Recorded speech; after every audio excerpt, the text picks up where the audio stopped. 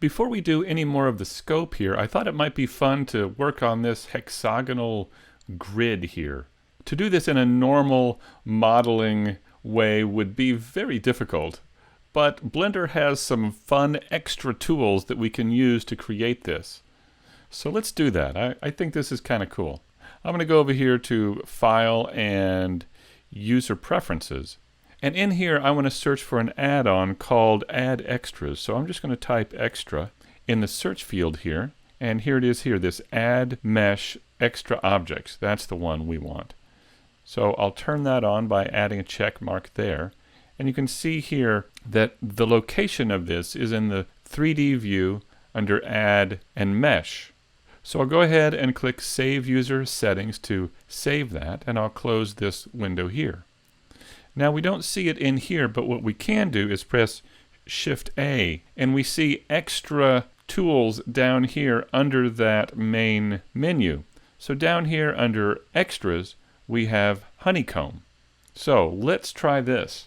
First of all, I'm going to go just to layer 2 where I have the scope isolated, and then I'll press Shift A and go down to Extras and choose Honeycomb. And here we go.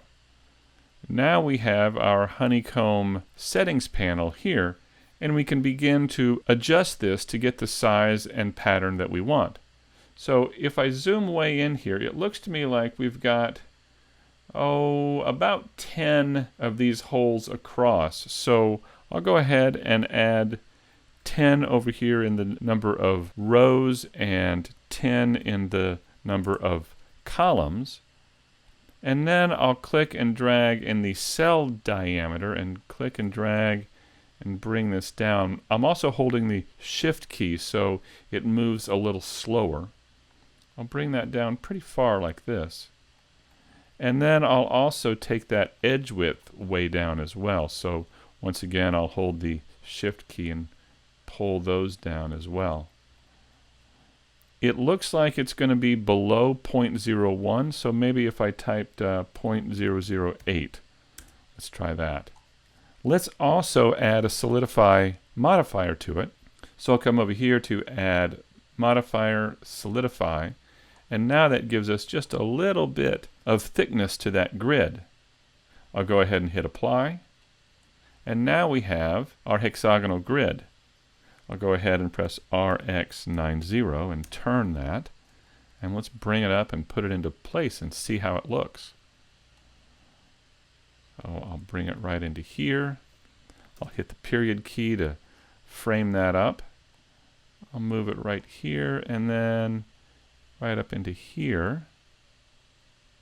And that doesn't look too bad right there. I feel like I could scale it down just a little bit. Something like this. There we go. So now that looks pretty good, but how do we get rid of these things here? We could go in and choose individual faces and get rid of those, but another way would be to actually use our booleans. I'm just going to move this back up just a little bit here. So now let's take this object here, and I have this named Scope 1. I've got Scope 1 and Scope 2 here, these pieces.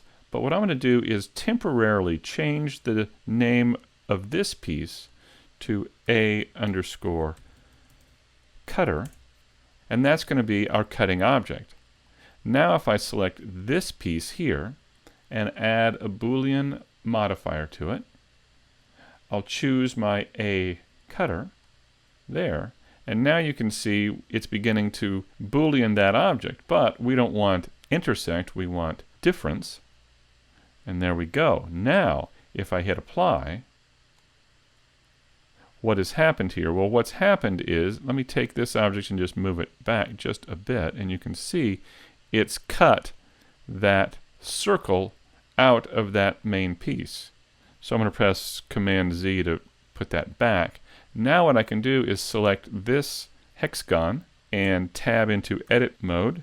I'll go to face mode, and with the L key I'll just select these pieces out here. So I'll hit L and just select the linked components to these pieces, and since they're no longer connected to the inside there, those won't be selected.